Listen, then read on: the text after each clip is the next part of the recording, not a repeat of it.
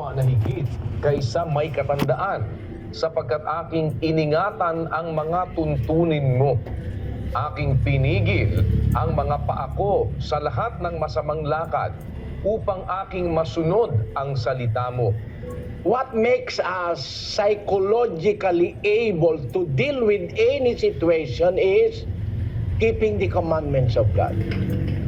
Ang kautusan ng Diyos, kapatid, yung mga salita ng Diyos, mga katuruan ng Diyos, yun ang naggagawa sa'yo na mentally, emotionally, spiritually, and physically be able to cope with any situation and to psychologically adapt yourself into any area of life. Maging business, family matters, personal discipline, etc., etc. Walang makakagawa niyan kundi yung guidance na binibigay ng Diyos sa magitan ng kanyang kautusan, yung kanyang salita. Kasi halimbawa, nasa financial trading ka, gusto mo kumita. Akala mo nung araw, ang marunong sa math, yun ang kikita, Ang tiwala ko kasi, kapatid, hindi naman yung marunong ka sa math, yayaman ka na. Meron hindi nga marunong sa math, yayaman ngayon Alam mo ang reason behind? Economically and spiritually speaking, salita pa rin ng Diyos ang magbibigay sa'yo ng chance para yumaman ka in the most honest way, permissible. Basahin natin ang 6:33 ng Mateo.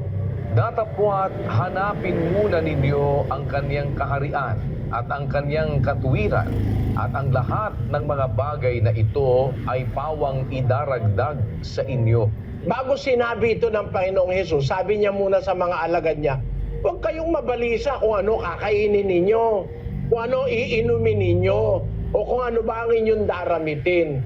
Tingnan nyo yung mga ibon sa langit. Hindi naman sila naghahasik, hindi naman sila nagkakaban, hindi naman sila nagkakamaling. Pero hindi sila nagugutom. Tama yun. Walang ibon na nakakawala, na namatay ng gutom. Alam mo ang ibong namamatay? Yung hinuli, nilagay sa kulungan, at tinambakan ng pagkain. Yun ang namamatay. Pero ibong nakakawala, walang namamatay na isang ibon sa gutom. Pati mga uwak, buhay. Kasi lahat ng mga namatay na mga iba't ibang mga hayop doon sa gubat, sila ang scavenger, sila lumilinis noon. At nakakapagtaka yung wonder ng creation Kasi yung mga namatay na hayop, maaaring namatay dahil sa isang mapanganib na sakit, Ang nakakapagtaka, yung mga buitre, yung mga uwak, meron silang isang klase ng enzyme sa laway nila na kayang patayin lahat ng mikrobyo. Kaya hindi sila nahahawa Destinado sila na kumain nun talagang mga patay-patay. Kasi kung ang ibang hayop ang kakain ng patay, magkakahawa-hawa, masisira lahat ng hayop sa jungle. Pero as God's wisdom dictates, naglagay siya ng scavenger, yung mga basurero, yung mga kuwak, yung kumakain ng mga patay, etc., etc. Para sa kanila, napakasarap ng amoy nung nabubulok. Kaya yun ang hinahanap nila. Yun ang paraan ng Diyos para maalis yung mga yon.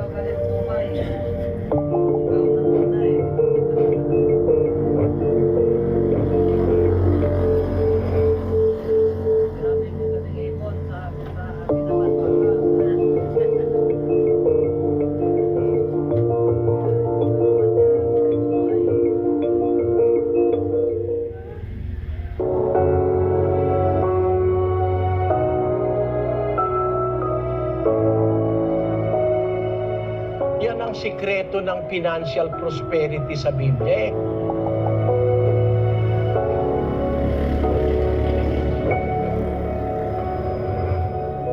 Yung uwak nga hindi nagugutom Yung maya hindi nagugutom. Ikaw pa magutom, sabi ni Kristo.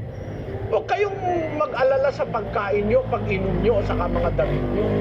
Hindi yung mga ibon sa langit, hindi naman naghahasik, hindi naman nagtatanim, hindi naman nagbabangan. Hindi sila nagugutom, pinapakain sila ng inyong ama.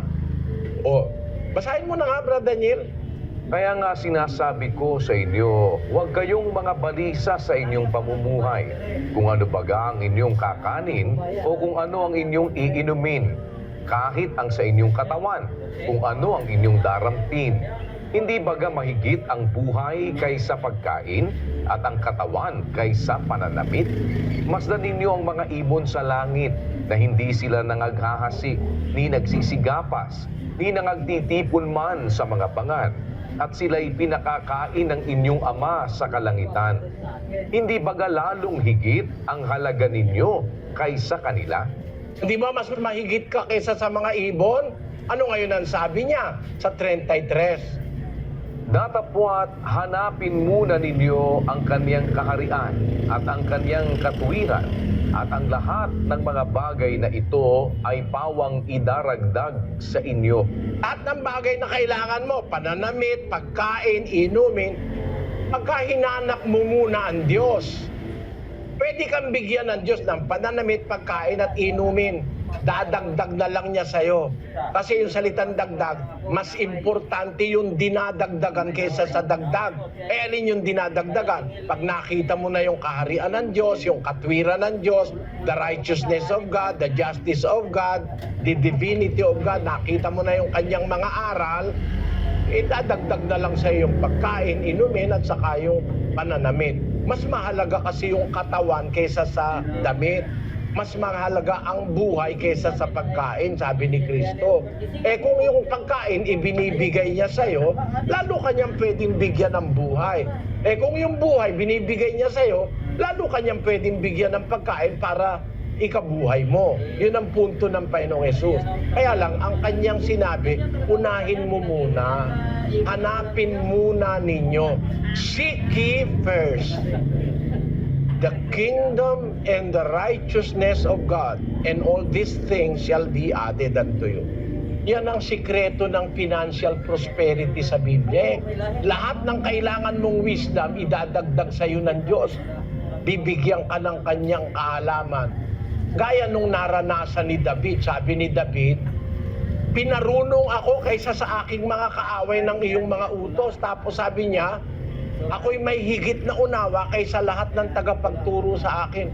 There is no other way for us to be able to physically and psychologically face all the challenges of life, even our financial problems, than knowing the will, the commandments, and the instructions of our Creator. Ang may papayo ko sa iyo, kapatid, kung hindi naman kalabisan, kung pwede kang umattend sa mga indoctrination sessions, matututunan mo lahat yon that will make you psychologically, physically, spiritually wiser than other people. At yun ang kumbaga yun ang naka-equip sa'yo na hindi pwedeng manakaw ng iba, yung katuruan ng Diyos, yung mga salita ng Diyos, hindi pwedeng nakawin yun, nasa puso nila. Yun ang magdidirect ng iyong mga gusto, mga plano. 16 ng Kawikaan, versikulo 9. Ganito nakasulat. Ang puso ng tao ay kumakatha ng kanyang lakad, ngunit ang Panginoon ang nagtutuwid ng kanyang mga hakbang. Meron kang plano, no? Sasali ka sa financial trading, ano? Yung puso ng tao kumakatha nun eh. Ang puso ng tao kumakatha ng kanyang lakad. Sa English, ang sabi, A man's heart deviseth his way, but the Lord directeth his steps. it is up for you to devise, to plan, to dream, even the impossible dream. But with faith, you are going to do it this way. Give your best and leave God to do the rest. That is faith. Kasi ang magagawa ng Diyos, hindi mo kayang gawin.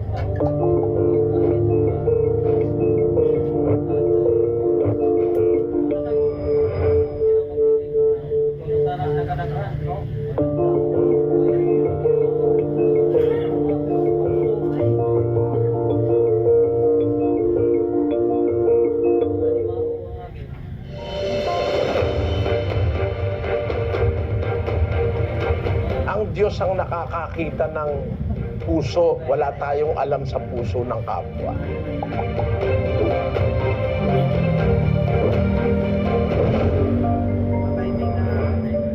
Ang sabi ng salita ng Diyos, talagang sa laro may nananalo at may natatalo.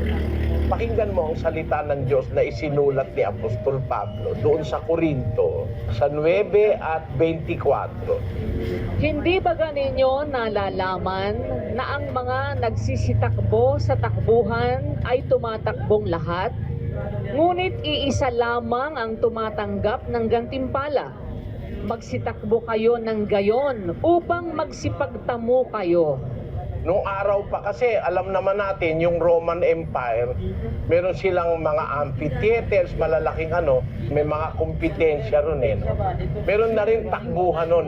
Sabi ni Pablo sa mga taga-Corinto, which is a part of Greece, where the Olympics originated. Sabi niya, di ba ganyo nalalaman na ang nagsisitakbo sa takbuhan, tumatakbong lahat, ngunit isa lamang ang tumatanggap ng gantimpala. Siyempre, yung champion. Ang ibig sabihin, sa competition, talagang meron dapat nananalo, isa lang. Hindi naman pwedeng lahat manalo eh.